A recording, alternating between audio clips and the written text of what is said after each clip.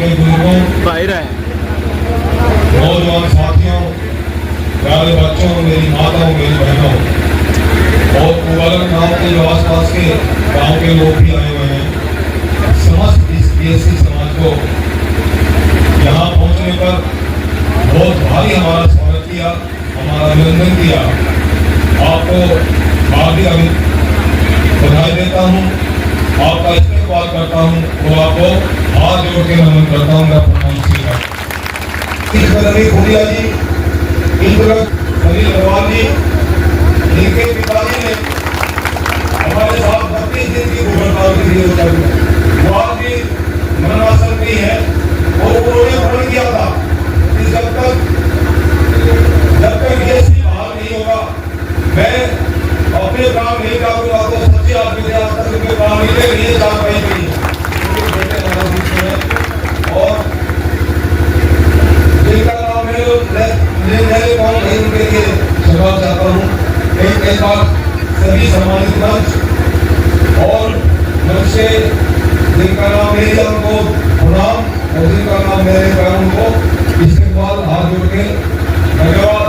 राजेंद्र जी हमारे ठेकेदार साहब आगे बैठ गए हैं, उनको भी धन्यवाद। एक बार फिर से कोई बहुत गंभीर विषय है और आपके बीच में जो मूर्तियां आगे बैठी है ना, ये साधारण मूर्तियां नहीं, बहुत लंबा समय चला है, वर्षों का समय चला है। धर्म जुलूस, प्रदर्शन, अनशन, पद यात्राएं, देव यात्राएं, बहुत सारी चीजें इस संघर्ष में हुई है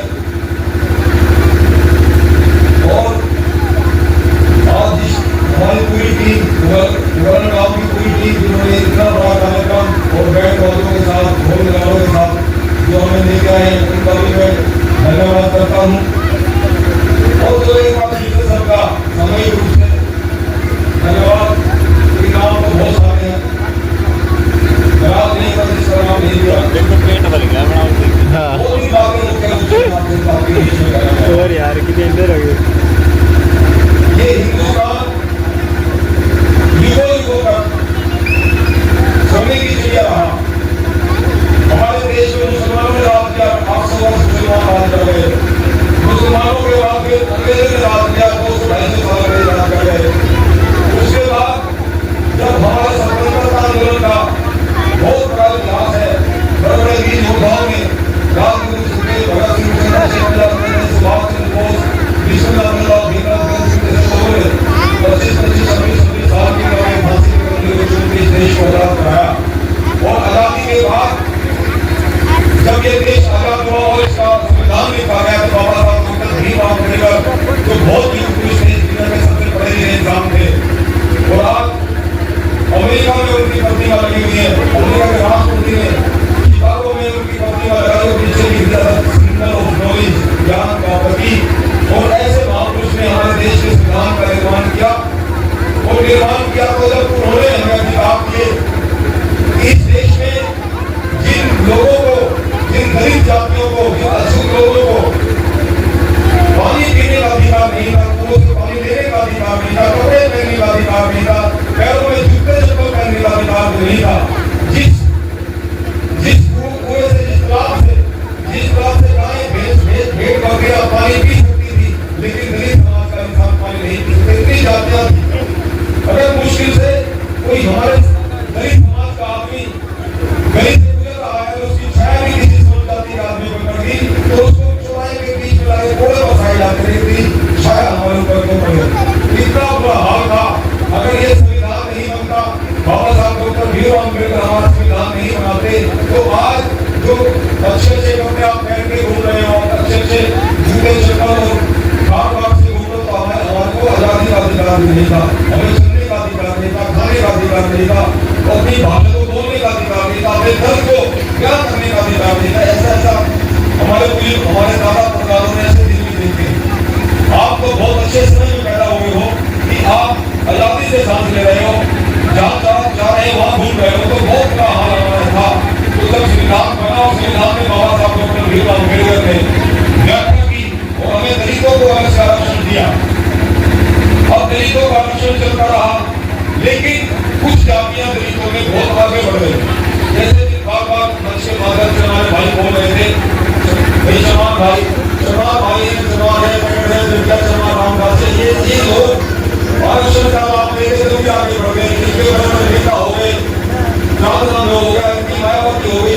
इनके बहुत विधिमत नाम हो गए, हरियाणा में बड़े-बड़े शहजादा नेता हो गई, उनसे पुराना हो गया, प्रताप देवी होगी, मीरा भूटल होगी, ये बड़े-बड़े नेता हो गए और हमारे लोग राजनीति के बीच में गए और हमारे लोग आगे नहीं आ सके। और जो आरक्षण का लाभ है 20% हरियाणा की बात करें तो 20% जो हमारा आरक्षण का लाभ है वो सारा का सारा लगभग 20 में से 19 सीटें उन लोगों को जाने लगी। तो हमारे नेताओं ने भी आवाज उठाना शुरू कर दी। धानकों ने, वाल्मीकियों ने, कटीक, सासी और वालीगढ़, दून, ढेरा, बिलासी, सीकर, सिकरीगढ़, बेलना, वाली ये सारी जातियों ने मिलकर के आवाज उठानी शुरू कर दी कि हमें आरक्षण का लाभ नहीं मिलता। तो उस समय भूरिया साहब ने आपके बीच में बताया कि मुसलमानों ने हमारे आरक्षण का बंटवारा करके दिया था और ए और बी कैटेगरी बनाई थी। जिस प्रकार बीसी में ए और बी कैटेगरी थी ऐसी में भी ए और बी कैटेगरी बना दी। आधा आरक्षण चला भाइयों को दे दिया और आधे आरक्षण में हम सभी जाते रहे। मतलब आरक्षण की एक रोटी में से आधी रोटी तो चला भाइयों को दे दी और आधी रोटी हम वाली जातियों को दे दी, जिसमें सारी जातियां हैं वाल्मीकि, ब्राह्मण, कटी, सांसी, और वालीगढ़, दून, ढेरा, बिलासी, सीकर, सिकरीगढ़, बेलना, सभी जाति। लेकिन उसके बावजूद भी आधी रोटी में से छोटे टुकड़े आ रहे थे, उससे भी हम संतुष्ट थे, हमने कभी भी विरोध नहीं किया। लेकिन जमा भाइयों के पेट में दर्द होना शुरू हो गया, उनको ये दर्द होना शुरू हो गया।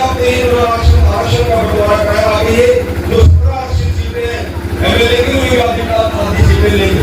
तो उन्होंने राजनीतिक षड्यंत्र करके 2006 में हुड्डा की सरकार थी, हुड्डा की सरकार में हाई कोर्ट का आदेश करके हमारे को हरा दिया और हमारे आरक्षण को खत्म कर दिया। आरक्षण का खत्म होने के बाद हमारे पढ़े लिखे बच्चों के एडमिशन नहीं हुए शिक्षण संस्थाओं में, नौकरी में, बीएड में, नौकरी में, इंजीनियर में, एचएस में। उसी प्रकार तब इस लड़ाई को हमने लड़ना शुरू किया 2006 से लेकर के आज 2024 18 साल की लंबी लड़ाई। जोराम भूरिया जी कोर्ट में लड़ रहे थे, कोई टीम ये सड़क पे भी लड़ते हैं हमारे साथ और अपने सड़क की लड़ाई को संभाला। घर में जुलूस, प्रदर्शन, नवराशन, पदयात्राएं, जेल यात्राएं, लगभग 17 मुकदमे मैंने झेले, 6.5 साल जेलों में बिताए और कितनी ही पदयात्राएं की, कितनी भूख हड़तालें होती थी, होटल में भूख हड़ताल की 32 दिन तक हम जनरल दिल्ली में भी हमने भूख हड़ताल की। तो तब जाकर के सरकारें चेती और राजनीतिक लोगों ने संविधान का अधिकार जो है नहीं मिला, कोई अधिकार देना चाहिए। तो भारतीय जनता पार्टी ने 2014 में अपने चुनावी घोषणा पत्र में हमसे वादा किया था कि हमारी सरकार बनी तो हम आपको आपका हक देंगे। उन्होंने वादा किया था हमारे पूरे खिलाड़ियों को, बीएससी समाज को। और 2014 में भी मनोहर लाल खट्टर जी मुख्यमंत्री बने, उनको भी हम बार-बार कहते रहे। उनकी राजनीति में हमने धरना जुलूस प्रदर्शन शुरू किए, नागपुर से चंडीगढ़ पदयात्रा की और हजारों की संख्या में चंडीगढ़ पहुंच करके हमने ललकारा, अपनी भी सरकार को ललकारा। तब जाकर के मनोहर लाल खट्टर ने 2020 में जीत के अंदर संकलित जयंती पर शिक्षा में आरक्षण को लागू कर दिया, हमारा बंटवारा कर दिया शिक्षा में, आधा हमारा था। उसके बाद 1 अगस्त को इसी साल माननीय सुप्रीम कोर्ट का निर्णय आया हमारे पक्ष में और सुप्रीम कोर्ट ने माना, सुप्रीम कोर्ट ने जो हमारे संविधान का अनुच्छेद 16(4) है, article 60 of the Constitution clearly says that it is open to the state to make reasonable classification in order to advance these classes so that they may be equally included in the service of the nation। ये article 60 बोला उसका ही और आप देख करके साथ देने की फैसले हमारे पक्ष में फैसला दिया। वो इधर से हम बार-बार नायब सिंह सैनी से बात कर रहे थे, तो नायब सिंह सैनी ने हमसे वादा किया था कि सरकार बनते ही पहली कलम से आपका डीसी बहाल करूंगा। और जैसे ही उन्होंने शपथ ली, चंडीगढ़ में जैसे ही शपथ ली तो उनकी कथनी और करनी में अंतर नहीं रहा और पहली ही कलम से आपका डीसी बहाल कर दिया। और ये डीसी है क्या? ये आपका डीसी वो चीज है जो आज ये नन्हे बच्चे स्कूलों में गोलियां पढ़ रहे हैं, आगे चल के फॉर्म भरेंगे और इनको सरकारी नौकरियों में जाएंगे सरकारी नौकरियां लेने के लिए, इंटरव्यू देने के लिए सबसे पहले नौकरी लेने के लिए ये हमारा डीएससी का अधिकार है। और इनके जो एडमिशन होने हैं उन एडमिशनों में इनको सबसे पहले एडमिशन किए जाएंगे। इसका मतलब ये है कि आपके आज से पूरे धांधों में से वाल्मीकियों में से कटी शासियों और दादियों में 10 एमएलए बन जाए, ध्यान से सुनने की बात है, 10 एमएलए बन जाए, आपके 10 मंत्री बन जाए, वो सारे 10 एमएलए 10 मंत्री बन के भी पूरे समाज का इतना भला नहीं कर सकते जितना ही पीएससी से आपका भला होना है। ये बात आपके बीच में बताने के लिए आना है। और कोई भी चीज बिना संघर्ष के नहीं मिलती है। समाज के लोगों त्याग बलिदान और कुर्बानियों के इतिहास लिखे जाते हैं। मक्कारी और गद्दारी में ना कोई इतिहास खड़े हैं ना कोई बना करते हैं। इस पीएससी के आंदोलन में बहुत से लोग ऐसे भी आए जो रस्तों में भी गए, कोई चेयरमैन ने भी गया, कोई एमएलए की कुर्सी में भी गया, कोई छोटे मोटे पदों में भी गया, लेकिन इस लड़ाई की मिसाल को लगातार हम अपने हाथ में लेके चलते रहे और आज ये लड़ाई हमने जीत ली है। आज ये हमारे जो 35 लाख की जनसंख्या हरियाणा में हमारी है, पीएससी समाज की 35 लाख लोगों का अपराध एक ही तरफ से एमसी ने कर दिया। और जो लड़ाई हमने लड़ी है, जो लड़ाई सुप्रीम कोर्ट में लड़ी है, लड़ी तो हम हरियाणा के लोगों ने है, लड़ी तो ये लोग आपके सामने मुद्दे में इन्होंने लड़ी है, लेकिन पूरे देश का फायदा हो गया। पूरे देश को तश्कील से करना तो तक जो पूरे देश का पीएससी समाज जिसकी संख्या 22.5 करोड़ है, पूरे देश में 22.5 करोड़ लोगों को फायदा हो गया। अब पंजाब में भी हो गया और राजस्थान के लोग भी कह रहे हैं, राजस्थान के मुख्यमंत्री ने भी कहा है। और इलेक्शन के समय में योगी आदित्यनाथ उत्तर प्रदेश के मुख्यमंत्री आए थे, उन्होंने भी वादा किया कि उत्तर प्रदेश में भी पीएससी लागू करेंगे, मध्य प्रदेश में लागू होगा, पूरे देश में पीएससी लागू होगा। आपकी ये लड़ाई हरियाणा के नेताओं के द्वारा लड़ी गई लड़ाई और पूरे देश के 22.5 करोड़ पीएससी समाज के लोगों का भला होगा। कोई बच्चे लगने हुए हैं, ये सरकारी नौकरियां रहेंगे। और मैं बहुत बड़ी बात आपको बताऊं, 2020 में जैसे ही हमारा शिक्षा में आरक्षण लागू हुआ, 2000 खत्म नहीं किया, तो 2020 से लेके आज तक 125 बच्चे को एमबीबीएस में एडमिशन दे चुके हमारे बच्चे जो पढ़ेंगे। और लगभग क्लास 1 क्लास 2 क्लास 3 अधिकारी बहुत सारे हमारे एडमिशन ऐसे बच्चों के हो चुके हैं। वो लगातार अब जो डीएससी नौकरियों में लागू कर दिया नैतिक श्रेणी ने, तो डीएससी नौकरी में लागू होने का मतलब ये है कि अब लगभग 50,000 नौकरियां रहेगी। 50,000 नौकरियों में से 10,000 नौकरियां हमारे बांटी गई और 10,000 नौकरियों में जब आपके बच्चे पढ़े लिखे बच्चे अवसर रहेंगे तो एक बच्चा अगर परिवार में अवसर लगता है तो पूरे परिवार को संभाल लेता है। तो 10,000 परिवारों का भला होगा, बहुत बड़ी बात होगी। और समाज के लोगों निवेदन ये है, ये माताओं ये बहनों ये मेरे नौजवान साथियों, और हमारा रास्ता ये है कि हमें अपने बच्चों को पढ़ाना है, अपने बच्चों को शिक्षा देनी है। जो बच्चा थोड़ा सा पढ़ गया और पढ़ के थोड़ा सा मेहनत कर गया वो नौकरी जरूर लग जाएगा। आप नौकरी लगना नहीं कर रही बहुत ज्यादा नहीं बोलते हुए मैं आपको ये कहना चाहता हूँ, हमारे प्रधानमंत्री नरेंद्र मोदी जी उनका हम धन्यवाद करना चाहते हैं जिन्होंने सुप्रीम कोर्ट में हमारी पैरवी कराई और सुप्रीम कोर्ट के चीफ जस्टिस ने हमारे पक्ष में फैसला दिया। मैं आपके माध्यम से मैं सभी का धन्यवाद करना चाहता हूँ जिन्होंने बहुत बड़ा काम करके हमारे बीच में पहली कदम से ये चीज लागू कर दिया। हमारा धर्म बनता है, हमारा बहुत बड़ा धर्म बनता है कि हम